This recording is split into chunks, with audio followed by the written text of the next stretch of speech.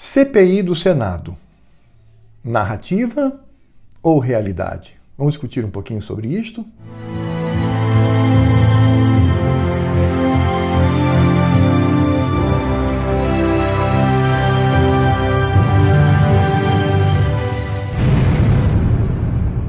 Olá, pessoal.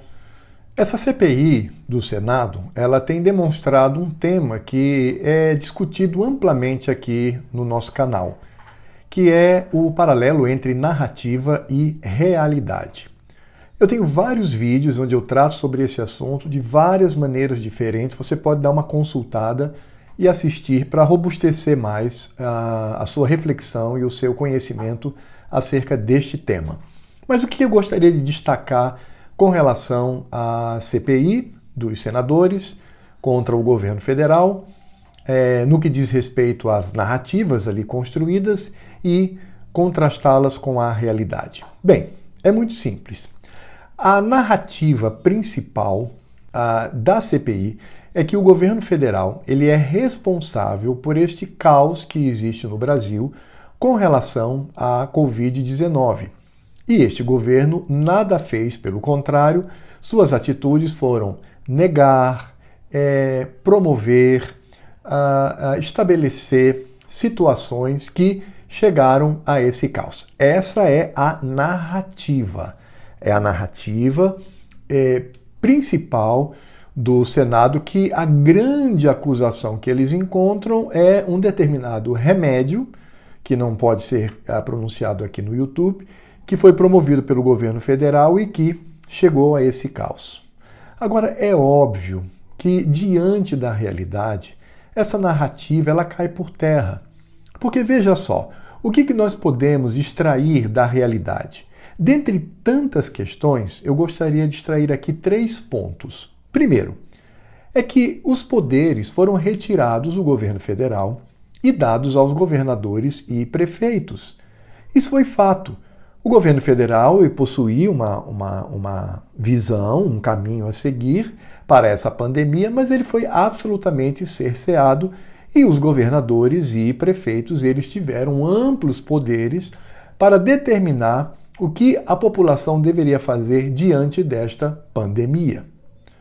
O segundo aspecto que está claro diante dos nossos olhos é a provável corrupção que aconteceu ao longo deste processo.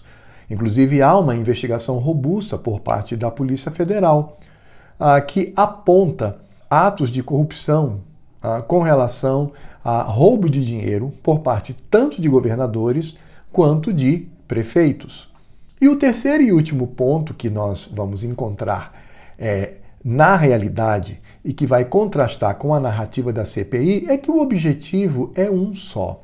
O objetivo não é melhorar as condições sanitárias no Brasil, a intenção não é fazer com que as pessoas elas de fato sejam salvas, porque senão eles estariam discutindo sobre a vacina, o teor, tratamento, a proteção dos mais vulneráveis, como equacionar este problema da pandemia sem afetar de modo tão drástico a economia. Não, mas não se discute isso. Por quê? Porque o objetivo deles é derrubar o governo que foi legitimamente eleito pela maioria da população brasileira.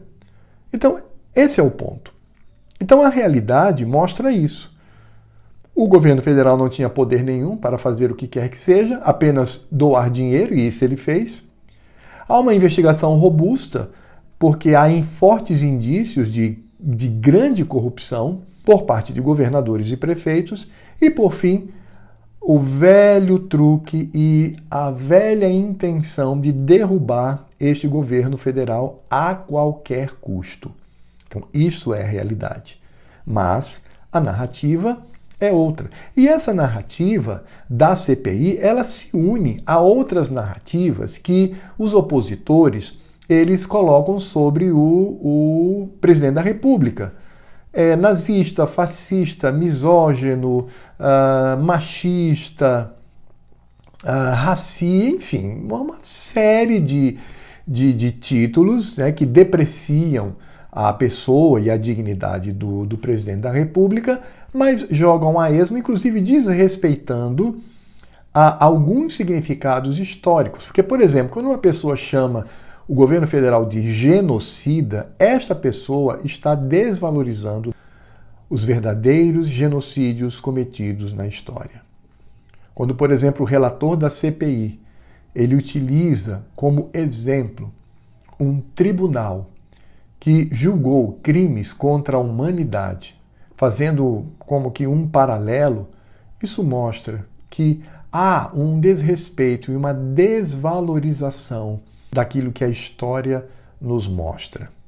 Então está muito claro. Essa CPI vai dar em alguma coisa? Eu acredito que não. Porque não há o que provar. Não há nada robusto para se provar ali. A não ser, é claro, que incluam governadores e prefeitos nessa investigação. Aí sim poderíamos encontrar coisas escabrosas, atitudes que são passivas de serem punidas como crime de corrupção. Mas é exatamente assim que a esquerda ela vive. Ela vive dessa maneira, dessa forma. Ela mantém uma narrativa e ela repete a exaustão, fazendo com que muitos passem a utilizar esse termo, acreditando ser essa expressão a própria expressão da realidade. Mas como nós sabemos, o pensamento de esquerda, se não em tudo, mas pelo menos na sua esmagadora maioria concernente ao discurso, é pura narrativa, é pura ideologia. E no Brasil, nós estamos vendo os grupos que estão mancomunados a esse tipo de atitude, como os políticos, sobretudo aqueles que querem permanecer na velha estrutura política no Brasil, os meios de comunicação, as organizações de ensino, intelectuais, artistas, enfim. Todos eles se unem. Mas o que parece-nos claro e o que a realidade nos mostra é que esse discurso ele não tem surtido muito efeito. Basta ver o apoio da população, que é visível, flagrante, salta aos olhos, o apoio dado ao governo federal. Agora, isto eles não divulgam, isto eles não reconhecem, isto eles negam, porque o que vale não é a realidade, o que vale é a narrativa. Bem, muito obrigado por você ter me acompanhado até aqui. Você que ainda não é inscrito no canal, por favor, se inscreva, aperte o sininho. Por favor, compartilhe esse vídeo o máximo que você puder. Ajude para que esse canal venha crescer e fazer com que mais e mais pessoas tenham contato com esse tipo de conteúdo. E até a próxima.